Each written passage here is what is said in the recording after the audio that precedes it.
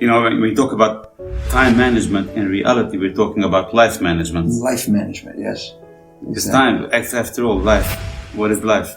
It's time. Yes. And what would a person not pay to get more life? Yes, exactly. It's interesting. If you were the richest person in the world, I came across this.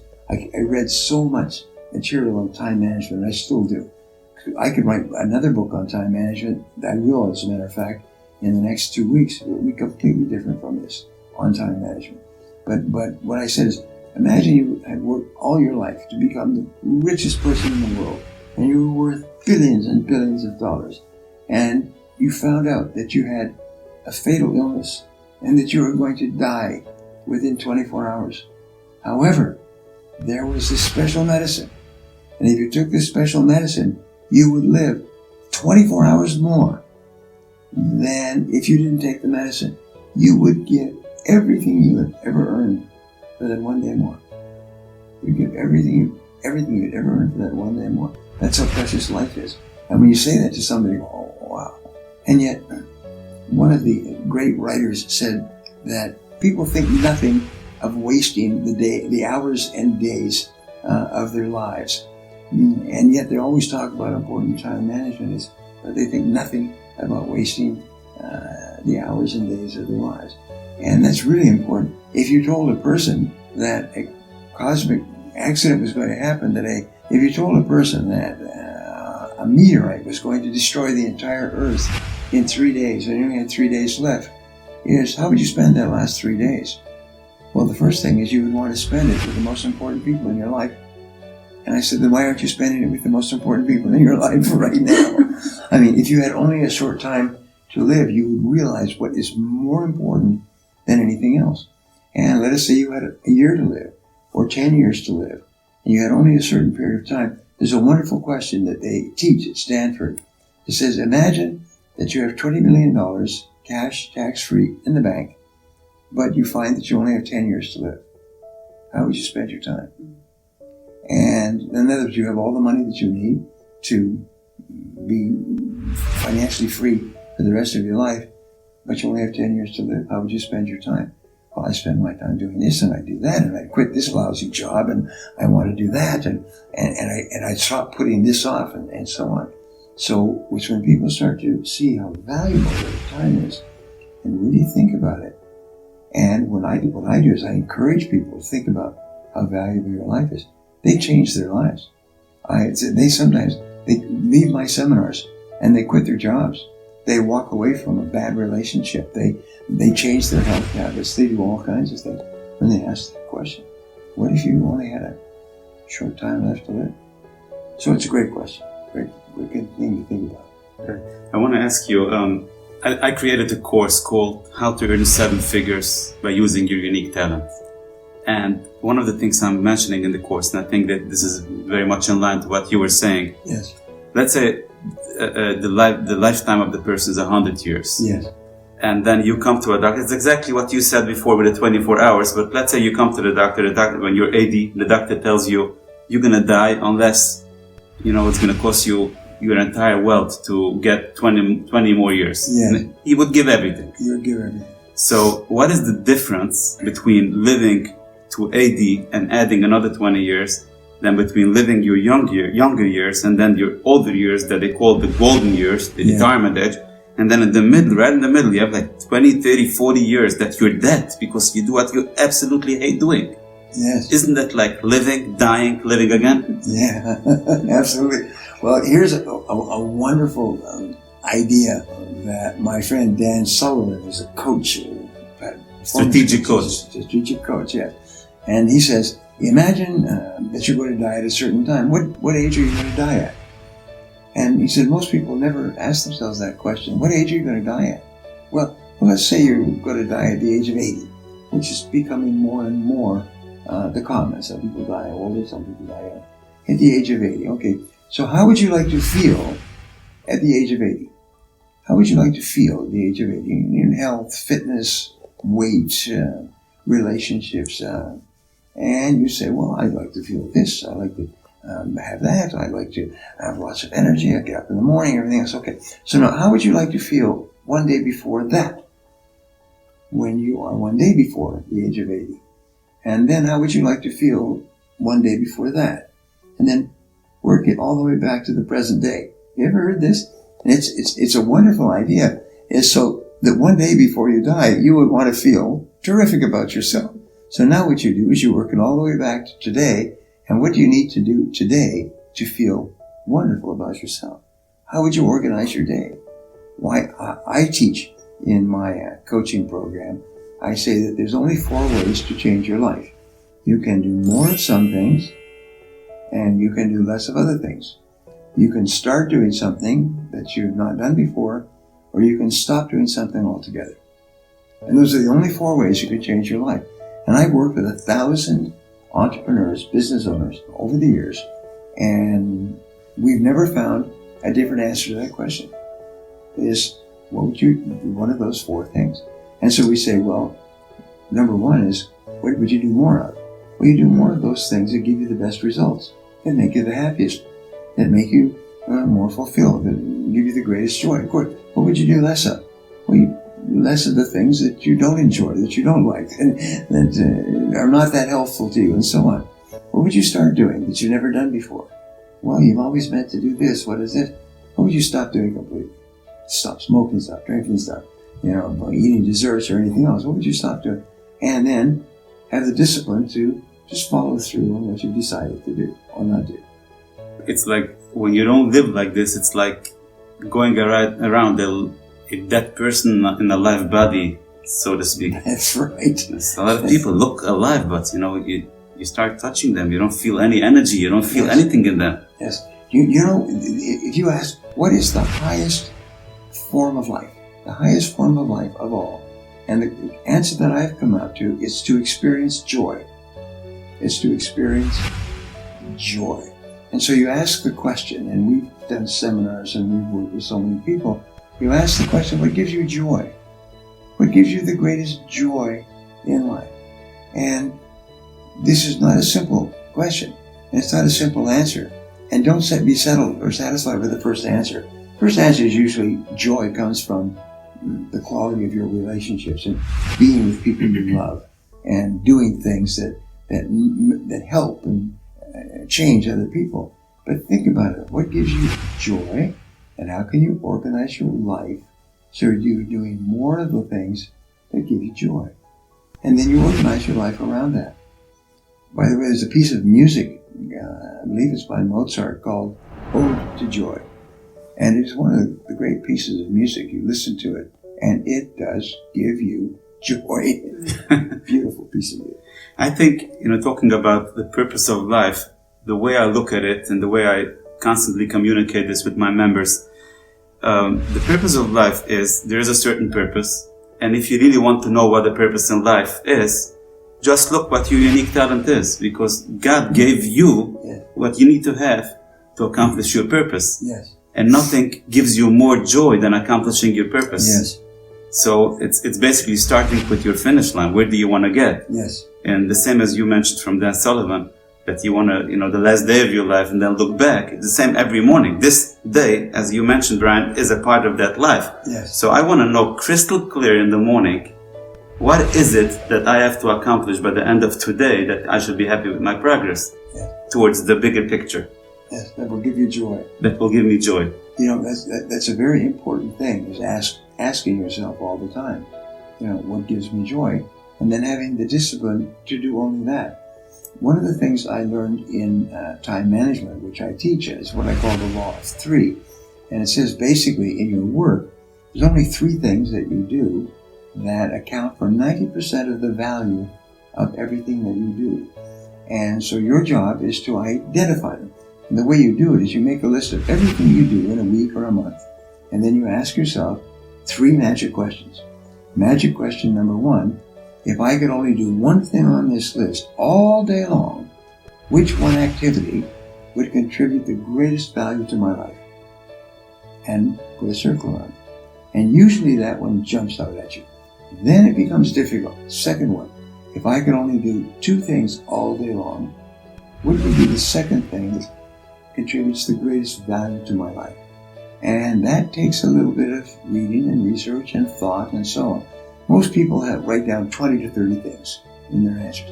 I've given this to my coach clients over the years. And it's very interesting because it's a life changer. And then question number 3 is if you could only do 3 things on this list, what would be number 3? And this law of 3, which I began teaching 25 years ago, has now become a basic law in some of the biggest companies in the world. IBM uses it as their management law. Every manager is trained to ask each person, what are your big 3? And is what you're doing right now one of those 3? By the way, people say, well, how do I find my area of excellence, my great joy? And what I find is you ask the question, who do I admire the most? Whose accomplishments do I admire the most? Who do I want to be like? What gives me joy? What do I like to read about? What fascinates me? What draws me and pulls me? Well, that's an indicator of what you are born to be good at, what you're born to be great at. It grabs you and it moves you, it pulls you. And when you think about it, it makes you happy. When you do it, when you see somebody else doing it, it makes you happy. It makes you want to do more of it yourself. I wanted to ask you, since I told you, I founded a J-Weld Book Club. Yes. J-Weld Book Club is basically for busy entrepreneurs, working people. They don't have too much time to read. Right. And every month we're coming out with a new book that we're covering in the month, doing interviews with the authors when we can, and doing a snapshot of the book. For next month we chose this book, the Eat That Frog. Right. So, and I'm very happy that, I actually on the way here, on the plane, I was reading again some of the, some chapters of the book, and I really love it. Thank you. So I would love if you can talk more about what motivated you to write this book that became such a great best-selling book. What is it that you can say to people that motivated you for this? Well, I had mentioned in our conversations here that a major turning point in my life was when I had always thought that time management was like cooking or sports or travel. It was a subject. You read about it here, read about it there, and so on. And then one day I realized that time management was not a peripheral subject, it was the core subject. It's the way you manage your time. The quality of your time management determines the quality of your life. Every single thing that you do that enables you to manage your time better improves the quality of your life, improves your self-esteem, increases your income, makes you happy, gives you a feeling of personal power, it changes your belief system. It's everything is in managing your time. So I said, all right, I've read all these books and articles. What are the most important things that I learned? And I just started to write them down. Some years ago, I came up with an idea. I call them my 21s. So I just took all of the research that I had done over the years and I wrote down 21 ideas. And then I wrote out 21 chapters. And then, as I mentioned earlier, when the publisher asked, do you have a book? I sent in this book with 21 ideas and they chose this title, Eat That Frog. 21 great ways to stop procrastinating and get more things done faster. Because everybody wrestles with procrastination. And you know who is the most concerned about procrastination? The ones who don't procrastinate. The people most concerned about self-discipline, they're the ones who are the most disciplined. They always feel that they could do better. So that's why I focus on that. And the wonderful thing about this is that each time you practice or read through this book, your self-esteem goes up. You feel happier. You feel stronger. You feel more powerful. And very simply, you actually make more money as you get more done. You spend better time with your family. You feel stronger yourself. So it's a wonderful book that people actually feel different after they've read it. And each time they read it, it moves them upward on this spiral. So that's why I wrote the book. And then as for some reason, people started to experience this wonderful feeling of power when they read this book and applied it. And so the book started to sell and sell and sell. And sold hundreds of thousands and millions of copies. Wow. What you just mentioned, Brian, brings me to my next question. You talk in the book about deliberate procrastination. Yes. Which I love the idea. It makes a whole lot of sense, especially the way that you just described it. You put a few things on paper, what you want to accomplish. Right. You identify the most important thing. And then what do you do with the rest? Yes. You just put them aside. You just put them aside. Yes, deliberately and conscious procrastinations, so that you don't accidentally procrastinate, which is what most people do. Is you say, it's not that I'm not going to do these things, it's just I'm not going to do them now. Is I am going to work on these three things only, and I will come back to these other things, lower value, at a later time, when I have more time. And of course, like that poem we were talking about earlier, and knowing how way leads on to way, I knew that I would never come back. Well, what happens with those things that have no importance is you never come back to them, and they are of no loss to you because they are of such low value. So you just keep working on your three most important tasks, because those are the tasks that give you joy when you complete them. And this is what I'm always struggling with. Why is it that if this is the thing that's going to give me joy, if this is the thing that I love so much, why naturally do people procrastinate this very thing and they don't procrastinate so much the other things? Well, because task completion gives you a sense of energy. It makes you happy. It raises your self-esteem. And even if it's a valueless task, it still gives you something. So therefore, your biggest tasks are big tasks. They're things that are going to take you sometimes several hours to do. They're very hard work. But these little tasks you can do immediately. You can do quickly. So they're easy distractions. So that's something that you can do. Something everybody should do is get a do not disturb sign and carry it with you, for heaven's sake. Put it on your door when you're busy, and people will understand. It's amazing how respectful people are of your time. If you just hint, do not disturb. They won't disturb you. You can double your productivity working in an office environment if you just use a do not disturb sign. What you do is you must train everybody. You train people to recognize that you don't have time to waste time. People respect it when you respect your time. If you don't respect your time, then people actually think less of you. Right. So let me ask you, if there is one thing that people can take out of this book, only one thing, what do you want that to be? Well, the answer is very simple. It is the most valuable thing that you have in your life is your self-esteem. This is how valuable and important you feel you are as a person. It's the source of all your energy. It's the source of your confidence. It's the source of your ability to stay with your goals. How much you like yourself and respect yourself is everything.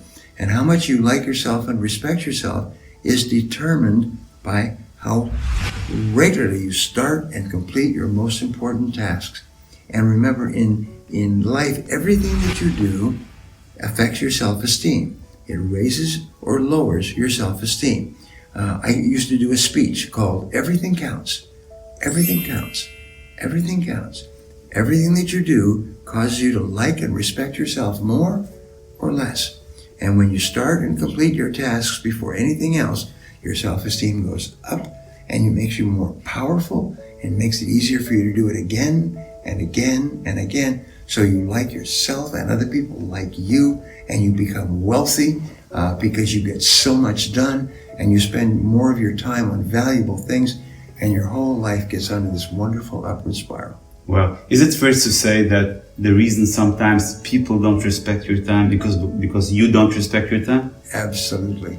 So I respect my time, people see the same thing. Absolutely. Respect yourself, other people respect you more. Let me ask you some final questions, Brian. How important do you think it is for somebody to read books and constantly educate yourself and be on the edge? Well, it's an interesting point, is that the amount that you read determines the size of your vocabulary. And what we have found is that the more words you know of your language, the more intelligent you are. Because every word is called a thinking tool. It's a tool with which you think. And some words like love and hope and wealth are very rich words. They have many, many different aspects. You could write entire books on that single word. So the more words you know, the more words you can combine with other words to create more complex thoughts. And that's why people who know more words from reading think at a much higher level. They have a higher quality of life. They earn more money. They are more respected by other people. Whereas people who don't read just don't have the vocabulary, and they don't have the rich inner life that is necessary for you to be really happy in yourself and respected by others. The more you read, the more you learn things that can help you. And suddenly you start to realize that reading is really important because it's a source of pleasure. Also, it's a source of wealth. I still remember to this day my first sales book. I remember going to the bookstore because my top salesperson told me to read. That's all he said. I went to the bookstore and I found this book, and I still remember. I took it home and I read it, and I read it, and I read it, and my income went up and up. And pretty soon I read more and more books, and my income kept going higher.